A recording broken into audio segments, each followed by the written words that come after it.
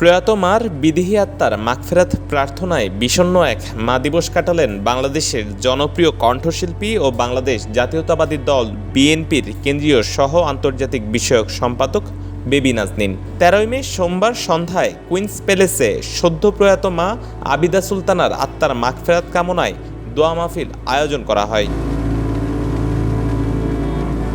New ইয়র্কে বসবাসকারী বাংলাদেশি কমিউনিটির বিভিন্ন শ্রেণী পেশার মানুষ, দলমত নির্বিশেষে সামাজিক সংগঠন থেকে শুরু করে বিভিন্ন ব্যবসায়ী মহল ও সমাজের গণ্যমান্য ব্যক্তিবর্গের অংশগ্রহণে আয়োজিত হয় দোয়া ও মিলাদ মাহফিল। এ সময় কণ্ঠশিল্পী বেবি নাজনীন মায়ের স্মৃতিস্মরণে আবেগে আপ্লুত হয়ে পড়েন। জামাইকা মুসলিম সেন্টারের পেশ ইমাম মাওলানা মির্জা আবু জাফর বেগ এর পরিচালনায় পরিচালিত হয় মিলাদ মাহফিল ও বিশেষ মোনাজাত। এতে প্রয়াত আবিদা সুলতানার আত্মার মাগফিরাত কামনা করা হয়। অনুষ্ঠানে বেবি নাজনীন, তার ছেলে মহারাজ অমিতাভ সাইদ, কণ্ঠশিল্পীর ছোট বোন সাবরিন উপস্থিত সকলকে ধন্যবাদ জানান। একই সাথে মায়ের জন্য আন্তরিকভাবে দোয়া কামনা করেন।